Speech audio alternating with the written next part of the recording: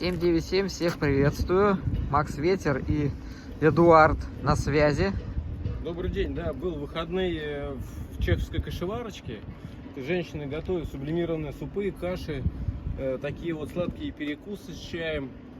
Нам благополучно отгрузили большую порцию, 570 порций различных супов, каш, и также получилось 2 коробки сухариков. Вот такое количество еще и в автомобиле, да, здесь внутри. Вот сколько. Все, сейчас будем перегружать.